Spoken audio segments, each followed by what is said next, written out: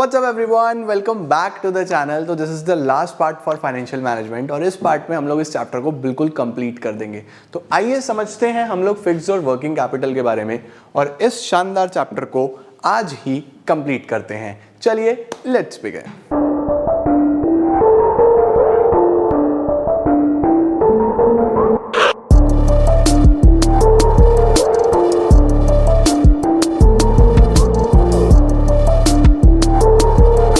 सबसे पहले हम बात करेंगे फिक्स कैपिटल के बारे में। तो फिक्स कैपिटल क्या होता है, मैंने आपको चैप्टर के बिल्कुल शुरू में बताया कि जब भी बिजनेस शुरू होता है तो उसको फिक्स एसेट चाहिए होते हैं, जैसे land, building, plant, machinery, furniture, वो एसेट्स जो लॉन्ग टर्म के लिए बिजनेस में रहेंगे। उन पे जो खर्चा होता है उसको हम लोग बोलते हैं फिक्स कैपिटल इन्वेस्टमेंट, और जो उसमें पैसा लगता है that is known as fix capital. तो क्या है? Fixed capital is defined as the amount of finance required for purpose of producing fixed assets for long-term projects. ठीक है? Management of fixed capital relates to investment decision और उसको हम capital budgeting भी बोलते हैं। याद आ गया? Long term के लिए capital budgeting, short term के लिए working capital। अब कौन कौन से factors हैं जो ध्यान से आपको समझने हैं फिक्स कैपिटल में इन्वेस्ट करने से पहले? मतलब अगर आपको फिक्स कैपिटल में इन्वेस्ट करना है तो कौन से फैक्टर्स हैं जो ध्यान से समझने पड़ेंगे? सबसे पहला होता है नेचर ऑफ बिजनेस, कि आपका बिजनेस किस प्रकार का है। अब सपोज मैं अगर मैन्युफैक्चरर हूँ, बड़ी बड़ी चीज़ें मैन्युफैक्चर करता हूँ, तो मुझे मशीनें भी ज़्यादा चाहिए, मुझे वहाँ पे लैंड भी ज़्यादा चाहिए, फिक्स कैपिटल ज़्यादा चाहिए। तो क्या होगा वहाँ पे? Volume of fix capital require mainly depends upon the type of industry. Normally manufacturing को ज़्यादा फिक्स एसेट्स चाहिए होते हैं as compare to trading. Trading का क्या है? बना बनाया खरीदा और बेचा, उसको तो चाहिए ही नहीं। तो फिक्स एसेट किसको ज़्यादा चाहिए? मैन्युफैक्चरिंग को, तो वहाँ पे फिक्स कैपिटल ज़्यादा। उसके बाद स्केल ऑफ ऑपरेशंस, भाई सीधी सी बात है, लार्ज स्केल पे काम करोगे तो large amount of fix capital चाहिए, स्मॉल स्केल पे काम करोगे तो small scale of fix capital चाहिए। तो सीधी सी बात है, जितना बड़ा काम उतना बड़ा पैसा। तीसरा क्या आता है? Choice of technology. कौन सी टेक्निक आप यूज करते हो? क्या आप लेबर इंटेंसिव में जाते हो या आप कैपिटल इंटेंसिव में जाते हो? लेबर इंटेंसिव में क्या होता है? ज्यादा लेबर कम मशीनें। कैपिटल इंटेंसिव में क्या होता है? ज्यादा मशीनें कम लेबर। तो अगर आप कैपिटल इंटेंसिव में जाओगे तो ज्यादा मशीनें चाहिए, इट मींस फिक्स कैपिटल भी ज्यादा चाहिए होगा। लेबर इंटेंसिव में जाते हो तो ज्यादा लेबर चाहिए, फिक्स कैपिटल कम चाहिए होगा। ठीक है। नंबर 4 आता है टेक्नोलॉजिकल अपग्रेडेशन। अगर आपका बार बार टेक्नोलॉजी अपग्रेड होता रहता है, आपको हर कुछ टाइम के बाद नई टेक्नोलॉजी लगानी पड़ती है, तो फिक्स कैपिटल ज़्यादा चाहिए। अगर आपकी टेक्नोलॉजी जल्दी से अपग्रेड नहीं होती कि भाई एक बार लगा दिया उसके बाद छोड़ दो, तो फिक्स कैपिटल कम चाहिए। नेक्स्ट आता है ग्रोथ प्रोस्पेक्ट्स। अगर आपको लगता है कि ग्रोथ प्रोस्पेक्ट्स बहुत ज़्यादा है, ग्रोथ होने वाली है, नए नई जगह इन्वेस्ट करना पड़ेगा, नई नई मशीनें लेनी पड़ेगी, ज़मीन लेनी पड़ेगी, तो फिक्स कैपिटल ज़्यादा चाहिए। अगर ग्रोथ प्रोस्पेक्ट्स कम है तो बस यार एक बार लगाया और छोड़ दिया, तो फिक्स कैपिटल कंपैरेटिवली कम चाहिए। There are two types of organizations from point of view of growth. Such organizations which have no possibility of growth, उनको कोई कैपिटल नहीं चाहिए, और जिनकी ज़्यादा पॉसिबिलिटी ऑफ ग्रोथ है उनको ज़्यादा चाहिए। डाइवर्सिफिकेशन का मतलब अगर आप डाइवर्सिफाई करना चाहते हो, नए नए प्रोडक्ट्स ऐड करना चाहते हो, तो आपको फिक्स कैपिटल ज़्यादा चाहिए। आप डाइवर्सिफाई नहीं करना चाहते, आप अपने ही प्रोडक्ट में खुश हो, तो आपको फिक्स कैपिटल कम चाहिए। ठीक है, बहुत सिंपल है। Financing alternatives. फाइनेंसिंग ऑल्टरनेटिव्स का क्या मतलब होता है? फाइनेंसिंग ऑल्टरनेटिव्स का मतलब होता है कि अगर आपके पास खरीदने के अलावा और ऑल्टरनेटिव्स अवेलेबल हैं, जैसा फॉर एग्जांपल मुझे मशीन लेनी है, तो मशीन या तो खरीदूं, अब ना खरीदूं तो क्या मैं रेंट पे भी ले सकता हूं? अगर मैं रेंट पे ले लूंगा तो मेरा बहुत सारा पैसा बच जाएगा ना। तो अगर मैं रेंट पे ले लूं तो मेरा इतना पैसा नहीं लगेगा। फाइनेंसिंग ऑल्टरनेटिव अवेलेबल है तो फिक्स कैपिटल कम। लेकिन अगर ऑल्टरनेटिव है ही नहीं, मेरे पास कोई ऑल्टरनेटिव नहीं है, खरीदना ही पड़ेगा, तो फिक्स कैपिटल ज्यादा। उसके बाद आता है level of collaborations. Level of collaboration का क्या मतलब होता है जी? मिलजुल के काम करना। सपोज मेरा भी प्रिंटिंग प्रेस का काम है, बी का भी और सी का भी, तो हमारी जो मशीन है वो 2 करोड़ की है, तो 2 करोड़ की मैं लूँ, 2 करोड़ की बी ले, 2 करोड़ की सी ले, तो 6 करोड़ चाहिए। मैंने बोला यार मिलके ले लेते हैं, थोड़ा थोड़ा पैसा डाल लो। मैंने, बी ने और सी ने, तीनों ने मिलके थोड़ा थोड़ा पैसा डाला, कोलैबोरेट करा, मशीन ले ली, तो सबका पैसा कम लगा ना। तो जब लेवल ऑफ कोलैबोरेशन हो जाते हैं तो फिक्स कैपिटल की रिक्वायरमेंट कम हो जाती है। अकेला एक इंडिविजुअल लेगा तो फिक्स कैपिटल की रिक्वायरमेंट ज्यादा है। ठीक है, ये सब पॉइंट्स आते हैं हमारे पास फिक्स कैपिटल के अंदर। अब हम पढ़ने जा रहे हैं लास्ट टॉपिक, जिसको हम लोग बोलते हैं वर्किंग कैपिटल। वर्किंग कैपिटल क्या है सर? वर्किंग कैपिटल वो पैसा है जो आपको शॉर्ट टर्म के लिए, daily day to day needs के लिए, डेली के ऑपरेशंस के लिए, ऐसे टाइम के लिए चाहिए, उसको हम वर्किंग कैपिटल बोलते हैं। तो वर्किंग कैपिटल वो फंड्स हैं which are needed for day to day operations of the business. क्या है जी? Working capital is that part of capital which is used for meeting routine expenses, day to day business operations. Working capital stand invested in, कहाँ पे लगता है पैसा? Raw material में, stock में, debtor, cash and bank balance, ये हमारा working capital होता है। अब वर्किंग कैपिटल बेटा दो प्रकार का है, एक होगा ग्रॉस, एक होगा नेट। ग्रॉस वर्किंग कैपिटल क्या है? ग्रॉस वर्किंग कैपिटल अगर आपसे कोई पूछे तो उसको बोलना यार बस सम ऑफ करंट एसेट्स, मेरे पास जितने भी करंट एसेट्स हैं मैं उन सबको जोड़ दूंगा, उसको ग्रॉस वर्किंग कैपिटल बोल दूंगा। और अगर मैं CA माइनस CL कर दूं, करंट एसेट्स में से करंट लायबिलिटीज हटा दूं, तो जो बचेगा वो मेरा नेट वर्किंग कैपिटल है।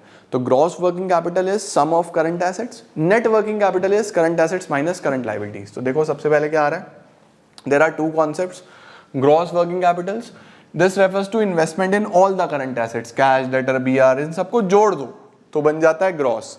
नेट क्या है? CA minus CL, current assets minus current liabilities, वो आपका नेट वर्किंग कैपिटल है। अब जैसे आपने देखा कि फिक्स्ड कैपिटल बहुत सारे फैक्टर्स पे डिपेंडेंट है, ऐसे ही वर्किंग कैपिटल भी बहुत सारे फैक्टर्स पे डिपेंडेंट है। सबसे पहला फैक्टर आ रहा है नेचर ऑफ द बिजनेस, वही कि आपका बिजनेस कैसा है। अगर आप, वही बात है कि अगर आप सीधा सीधा सा देखो, in case of trading concern और रिटेल बिजनेस, अगर आप रिटेल का बिजनेस करते हो यानी माल ला के बेचते हो, बनाते नहीं हो, बस आप सिंपली खरीद के लाए और बेच दिया, तो उस केस में आपका ऑपरेटिंग साइकिल छोटा है। सर ऑपरेटिंग साइकिल क्या होता है? ऑपरेटिंग साइकिल होता है कि सामान बनाने से लेके पैसा आने तक के बीच का टाइम पीरियड।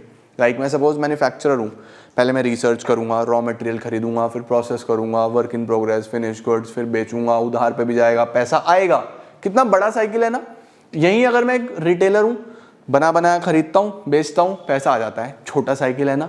तो अगर आपका ऑपरेटिंग साइकिल बड़ा होता है तो पैसा देर में वापस आता है, तो आपको वर्किंग कैपिटल ज्यादा चाहिए, खुद का पैसा लगाना पड़ेगा। छोटा सा ऑपरेटिंग साइकिल है तो आपको ज्यादा पैसा लगाने की जरूरत ही नहीं है, जल्दी पैसा आ जाता है, तो कम चाहिए। तो अगर आप रिटेलर हो तो उस सिनेरियो में आपका वर्किंग कैपिटल कम चाहिए क्योंकि आपका ऑपरेटिंग साइकिल छोटा है। अगर आप मिडलमैन हो, होलसेलर हो, तो आपको ज्यादा चाहिए क्योंकि आपका ऑपरेटिंग साइकिल बड़ा है, समझे। और मैन्युफैक्चरिंग कंसर्न में तो बहुत ज्यादा चाहिए क्योंकि रॉ मटेरियल वगैरह खरीदना पड़ेगा, तो पैसा काफी चाहिए। स्केल ऑफ बिजनेस सिंपल है, लार्ज स्केल पे काम करोगे तो ज्यादा वर्किंग कैपिटल, स्मॉल स्केल पे काम करोगे तो कम वर्किंग कैपिटल। ये तो सीधा सीधा रिश्ता होता है यहाँ तो, ज्यादा बड़ा बिजनेस ज्यादा पैसा, छोटा बिजनेस कम पैसा। इसके बाद आता है business cycle. Sir business cycle क्या होता है? तो देखो बिजनेस साइकिल होता है हमारे पास, बिजनेस 4 फेसेस से होके गुजरता है। बिजनेस कितने फेसेस से होके गुजरता है? 4 फेसेस से। जैसे मैं आपको बोल रहा हूँ इस तरीके से, जब बिजनेस बहुत बढ़ रहा होता है, इसको बोलते हैं बूम, बहुत बिजनेस है, बहुत डिमांड है, रिक्वायरमेंट बहुत है, तो हम लोग बोलते हैं पैसा भी ज़्यादा चाहिए, तो वर्किंग कैपिटल यहाँ पे चाहिए आपको ज़्यादा। जब बिजनेस डाउनफॉल पे होता है, इसको बोलते हैं रिसेशन, तो वर्किंग कैपिटल यहाँ पे चाहिए कम। ये होता है डिप्रेशन, बिल्कुल ही गिर गया बिजनेस, तो वर्किंग कैपिटल ना के बराबर, समझ रहे हो। तो क्या लिखा है?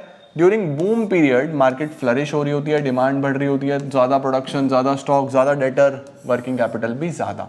जब डिप्रेशन होता है तो उस सिनेरियो में सब कुछ कम, ठीक है।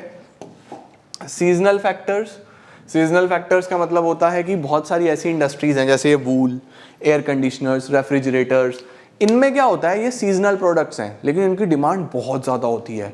तो जो वुलन चीज़ें हैं वो गर्मी में बननी शुरू हो जाती हैं, तब सर्दी में बिकती हैं।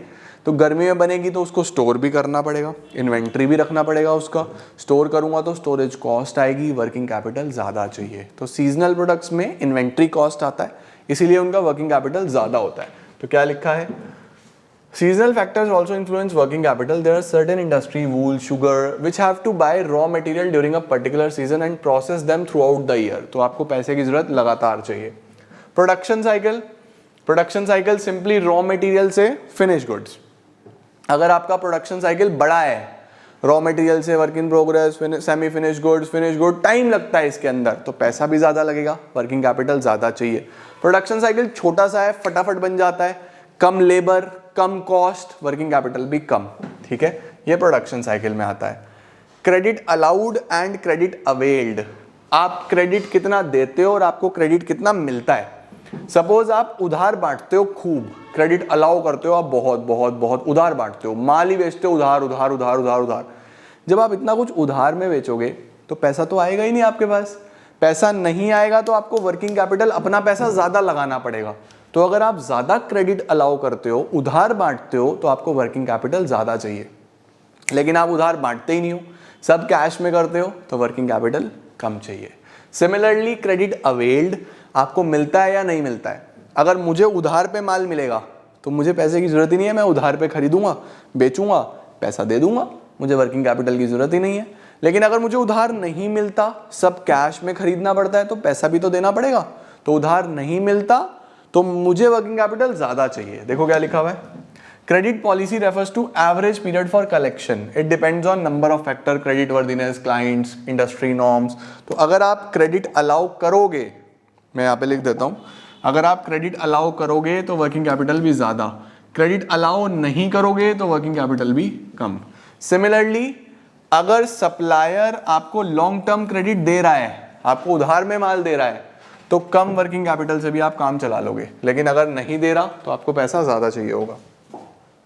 ऑपरेटिंग एफिशिएंसी, अगर आपके ऑपरेशंस बड़े ज़बरदस्त हैं, आप बिल्कुल एफिशिएंसी के साथ काम करते हो, कोई वेस्टेज नहीं है, कोई पैसा खराब नहीं होता, तो वर्किंग कैपिटल कम। बट आपके ऑपरेशंस एफिशिएंट नहीं है, आप इनएफिशिएंट हो, तो उस सिनेरियो में वर्किंग कैपिटल ज़्यादा चाहिए होगा, ठीक है।